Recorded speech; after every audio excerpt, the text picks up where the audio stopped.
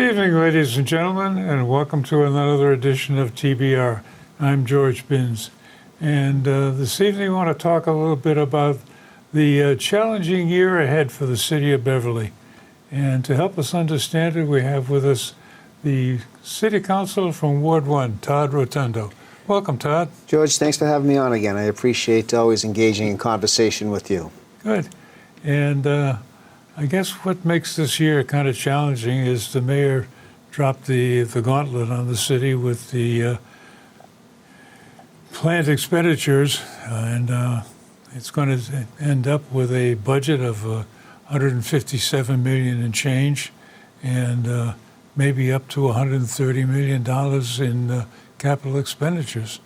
And the first round was with the library, which I think everybody agrees stuff needs to be fixed and needs to be upgraded, and you can always get into a conversation of, well, why was it let go this long and all that kind of, but here we are with the problem. It's got to get fixed.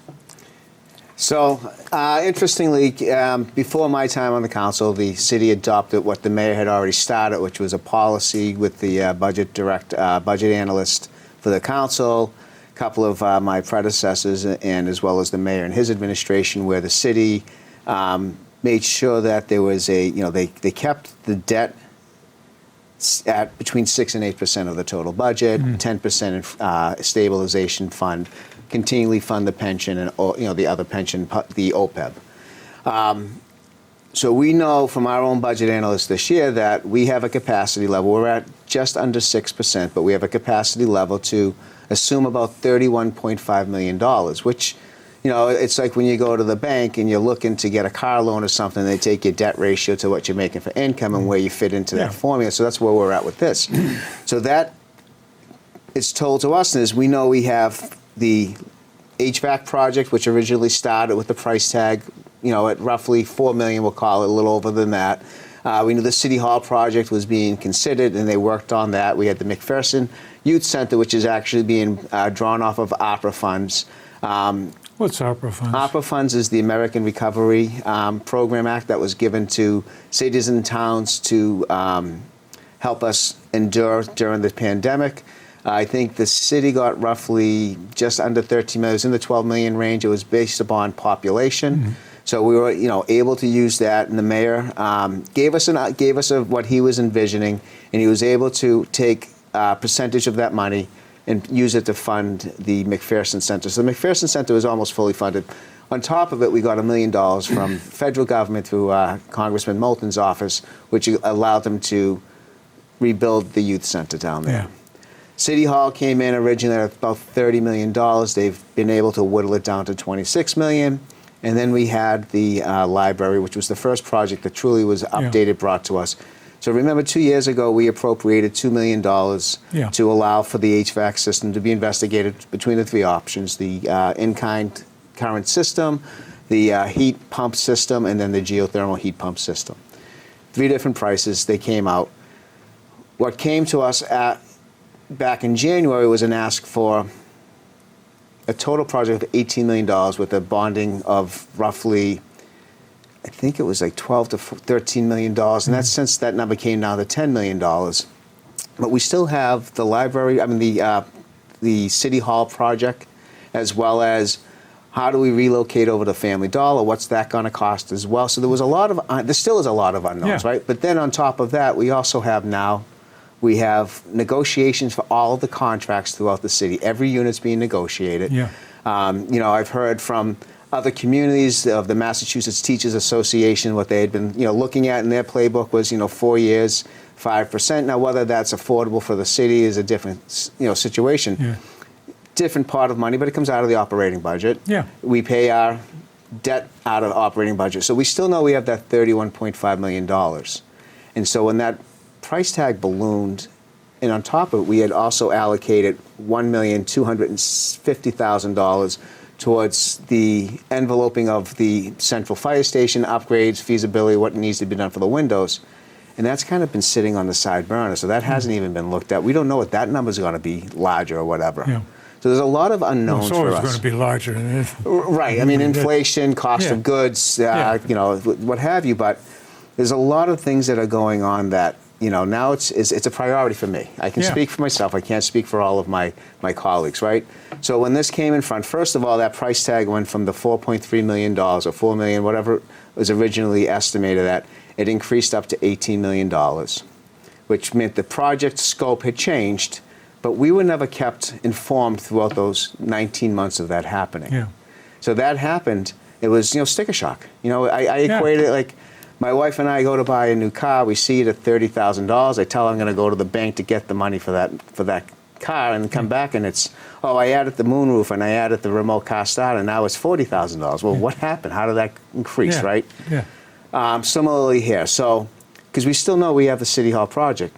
Now it becomes a priority of projects for me, you know, Yeah. and I look at it and we need roads and sidewalks. We know that the, you know, pension systems, and we know that we have the salaries of our employees. And then as well as we need to, where can we find ways of cutting taxes for where, you know, some of our older citizens Yeah. that may qualify for them. And so those are the grand scheme of the big picture of a lot of things going on. Yeah. And I know Councilor Sweeney just got a approval from the board to look at more benefits for the seniors on the tax breaks and what you're talking about. And at the same time, there's a lot of effort going on trying to keep things down.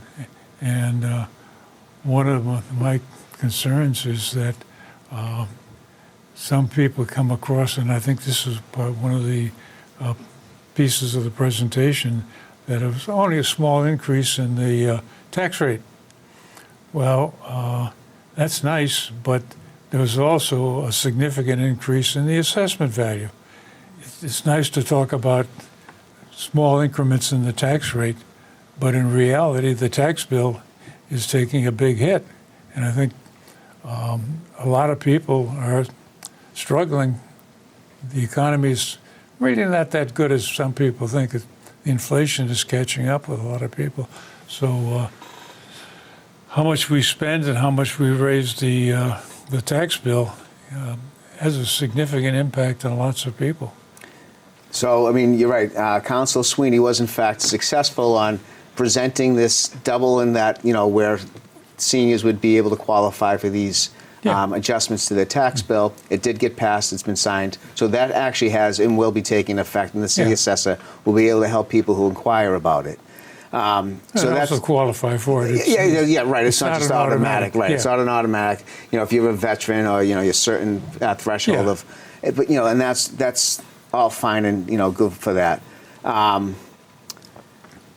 You know, look at, we know, fortunately or unfortunate, right? We know we're living in a very desirable area. It's not just Beverly; it's all of the area, right? So, that, like you said, the tax rate, you know, the levy goes up 1.5%, but the value of your home went up. And the reality is, the value of your home really only helps us if we sell it and move somewhere where we can't afford somewhere else. Yes. Or we have we take money out of it, and, you know, we take out some of the equity of it, right? We take the equity, take out another buy a house down in Florida, or whatever the case. Or simply is, unfortunately, you know, we pass on and our heirs, you know, take the inheritance, right? But the day-to-day, the yearly, the monthly, or the quarterly bill of the taxes affect us living there now, right? So like when I bought my house in '95, it was $139,000. It was a duplex. It's now assessed almost $900,000. It's a great investment, increasement, but my tax bill has gone up. We also know commercial taxes have been pretty stagnant, right? So I also own a commercial building in Beverly, right? So my assessment for the commercial building hasn't increased nearly compared to what my house has.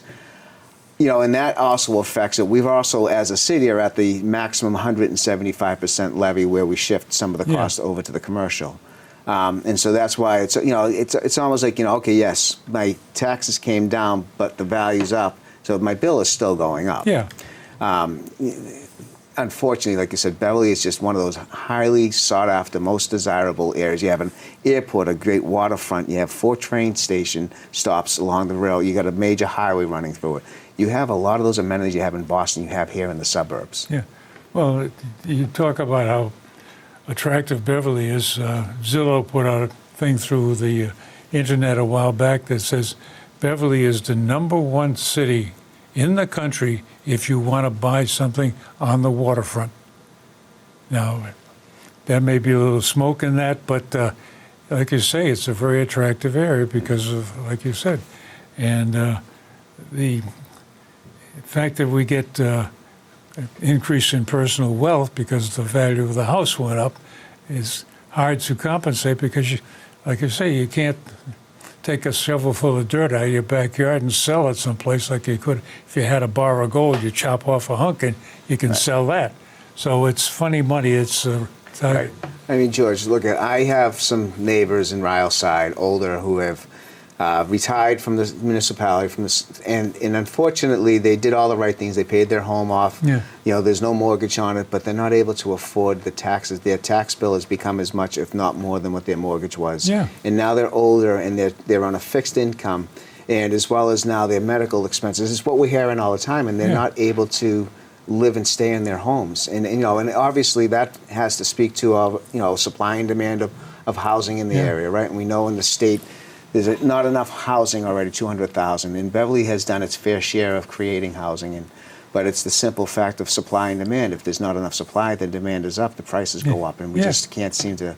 Yeah, I think Beverly did a tremendous job, I think, of converting the Briscoe into senior housing. And that's an opportunity for someone in the situation you described of selling their house, moving into Briscoe, and downsizing comfortably. But when you talk about fair share, yeah, maybe we're doing our fair share, but it ain't enough. That's the other half of this game. And the other point that came to mind while you were discussing your commercial rates, the dollar store property that the city bought for something between $7.3 and $8 million is assessed value of 1.6, and City Hall has got an assessed value of like 2.6, and we're going to put $30 million into a building that's only worth 2.6. That's a disconnect, and I think this is something that I think needs to be worked on because it just unbalances the system. And the other thing that you were mentioning about priorities, there's been a lot of talk, and I think there's some money from the state that we've got to look at erosion on Aubert Park and the breaching of the seawall or the flooding at Lynch Park.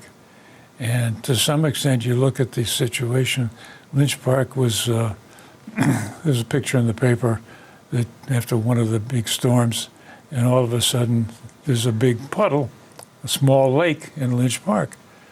Well, that's a situation that something needs to be regraded. We don't want to have a depression that can capture the seawater because salt water is not good for the grass. Mm-hmm. Regular fresh water, that's fine, we can live with that, but not inundated with seawater. So these are the kind of up-to-date, current, real problems that I think you've been mentioning that we need to get our priorities a little bit readjusted. So the Family Dollar, right, we did spend $8 million, it was bonded for $8 million, right, and we've taken free cash to pull it, to bring the debt down and maybe not really necessarily borrow for it. Yeah. And the idea was not so much because it was purchasing the block of property, it was to preserve the parking. And as a business owner, I can tell you parking is key, right? I own a restaurant. If there's not enough parking, even on the street, people just drive past us. We know it's a thriving downtown, and it continually keeps a thriving downtown. And so it made sense to preserve the parking. You know, we never owned that parking lot. I know it's been said over and over by the mayor and others that, 2020 hindsight's great. Wish we had purchased it beforehand, and then maybe not the same price tag. Who knows, right? And then obviously the second piece out of that was, well, if we own these commercial spaces for now, maybe we can relocate temporarily City Hall there if it makes sense, right? Yeah. And that's a decision that the mayor's looking at and figuring out and working with that. But the main goal was to preserve the parking for the downtown area, right? And then other things may happen in the future. And I know there's been arguments that that's probably wasn't the best spent money, but as a business owner, I would say, yeah, it has been, because it will help continually with the thriving. And then these, the pieces of a place for the residents, enable them to have parking during the snow emergencies and stuff like that, right? We're seeing climate changing considerably, so hopefully that will help to preserve the parking. And there's other things. The intent is to sell that property, to and hopefully recoup the minimum $2 million. We're not going to make money off the property. It wasn't meant for a money-making thing. It was meant to really preserve the parking and then hopefully, have no debt on it, right? We're not bonding for it. Hopefully we don't have to pay debt. So that's the hopes with the Family Dollar. That's one of the pieces with that. And then, of course, like I said, climate change, which I did have the opportunity to sit on Arena Keefe's sustainability presentation of Lynch Park, and Aubert Park, near and dear to the Ryle-siders as well as myself, affected two different projects. We were able to get funding from the state to do the feasibility, to look at what you were saying. How do we redesign Lynch Park? There's two different designs they presented to us, which one's the best, and they're working on seeing that a living seashore, redirecting certain pieces along the waterfront, changing the parking area and things of that nature. So that's being looked at Lynch. Aubert didn't qualify for the grant funding to look at that, but there had been done some feasibility studies back in '21. And the mayor did ask the council to allocate and appropriate $100,000 to move forward with what could be done at Aubert Park. And at Aubert Park, there was along the seashore, a living seashore over to the west coast of it, right? That's where a lot of the erosion is, as long as the river point, as well as a no-mow area, which they're implementing. That's something that the city can do at a low cost, right? Yeah. So those are things that they're working on. There is a meeting coming up in a few weeks to kind of update anyone who wants to go, but specifically the Ryle-siders, right? The neighborhood has considerably changed. When I first became councilor, and even when I first moved here in '95, everyone had the yesteryears of what Aubert Park looked like. We want to get the beach back to where it was. We want that float out in the water, the fireworks.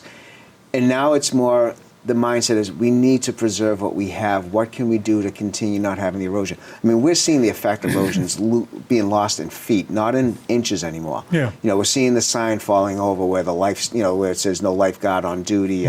So slowly it's eroding quicker than we expected, I should say. Yeah. And so that's also being handled as well. So there's a lot going on in Beverly, right? A lot of different things, whether it's capital expenditure for the three major projects we're looking at, or if it's simply with the climate resiliency change. And I know some of them tie into each other.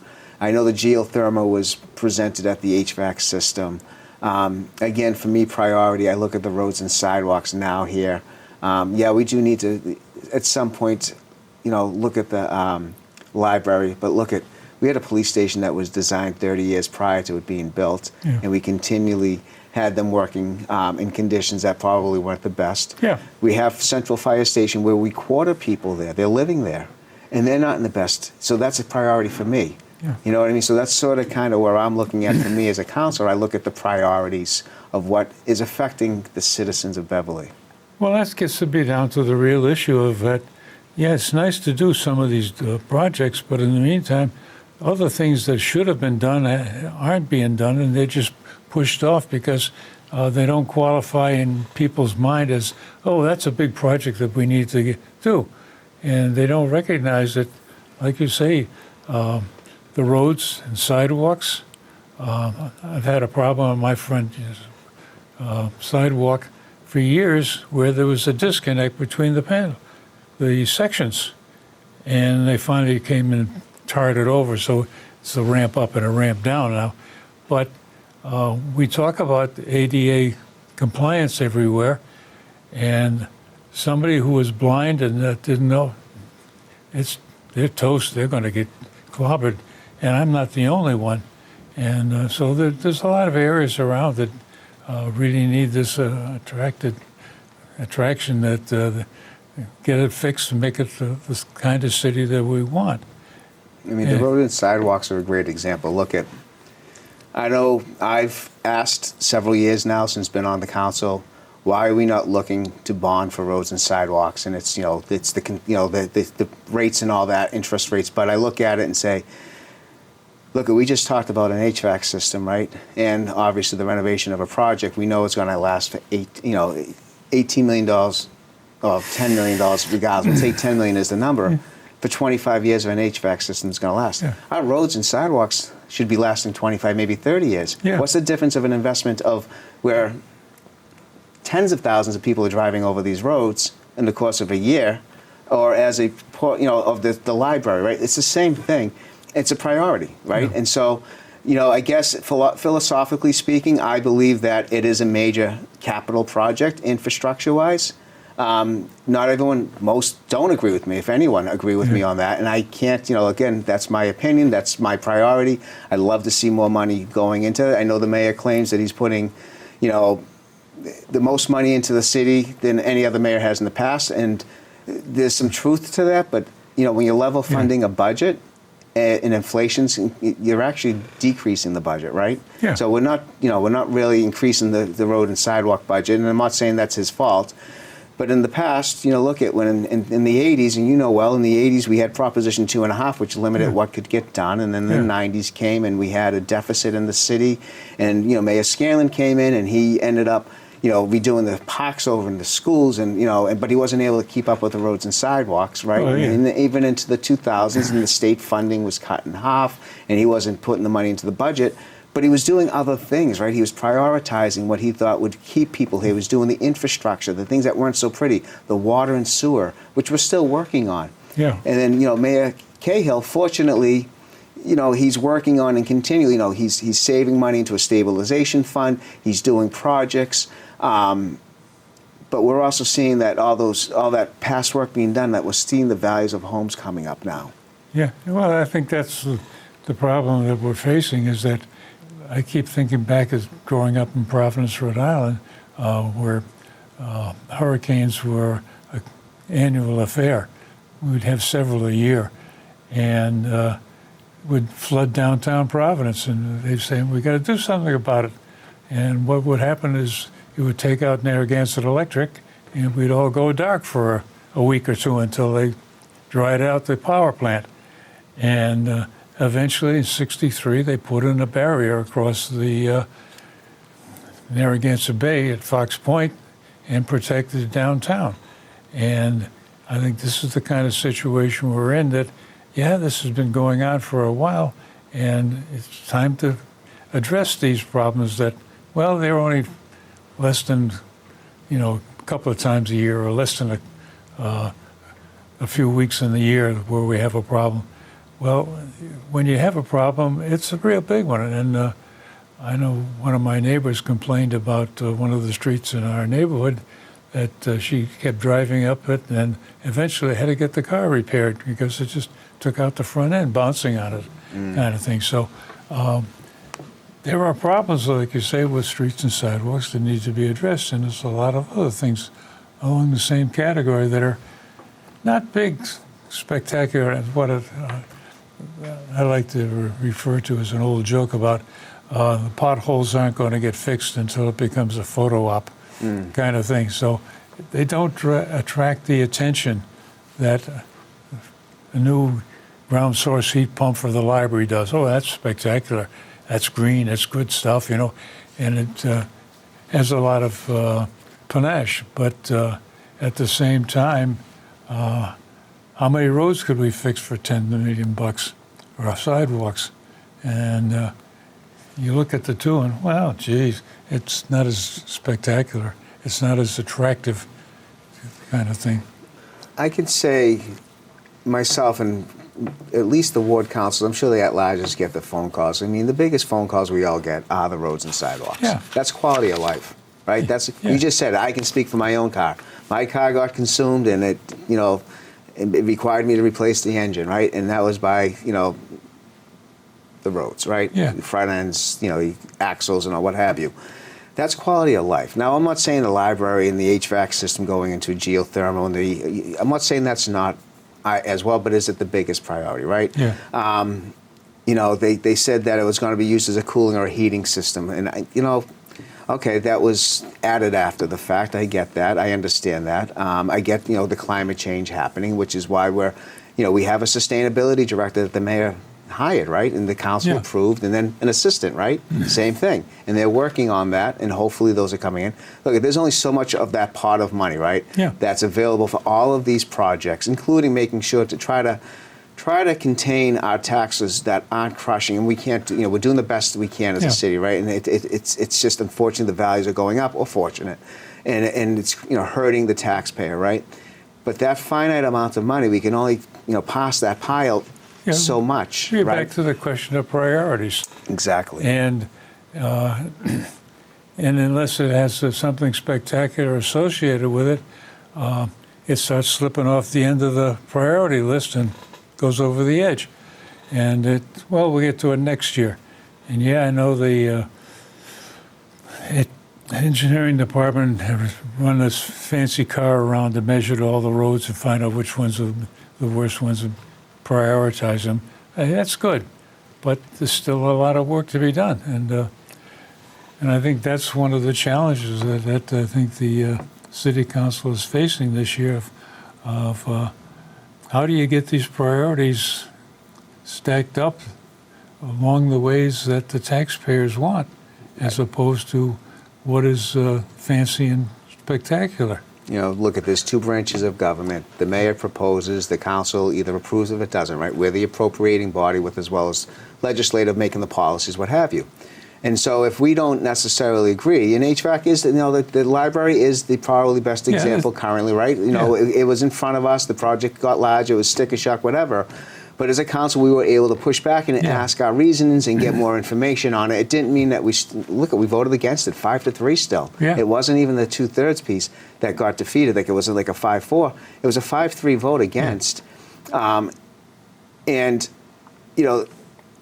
unfortunately, it wasn't every council for whatever reason. We all had different reasons why we didn't want to vote for the project. Well, that's why you have that many people, because you get a difference of right, opinions. and we all have different priorities. Right now, I'm not saying that the library isn't. And look, we know the HVAC system needs to be done. Yeah. We also know the central fire station needs to be done. Yeah. We know we have a bunch of roads and sidewalks that need to be done. Yeah. So. Yeah. So which one do we think? Well, for me, I'm going to push where I am. Councilor Sweeney, his big thing was making sure that there were better tax breaks for the seniors, and he was able. That was something a council initiative could do, and he did. He took it, and he did his research, and he presented it, and it passed unanimously. Right? It makes sense. So for us, again, where's everyone's part? I may not agree with maybe. Council St. Hilaire may have a different priority than I do. Yeah. I think we all agree, though, that our roads and sidewalks are in need of help. I think we say it at every meeting, especially during budget. Budget season's coming up in two weeks, right? Yep. Or 3 weeks. We're going to get the budget presented to us, and we're going to see where all those numbers lie.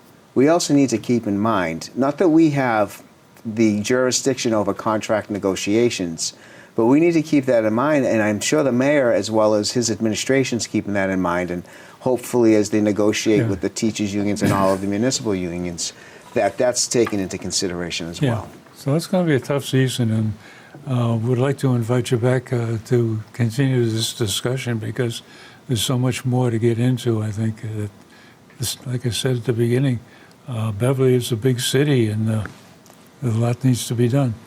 And ladies and gentlemen, thank you very much for joining us this evening. And as I say every time, if you've got any comments, my email address is at the end of the credits. And if you got some more words you want to spread, there's room for you here at the table. Thanks again for joining us.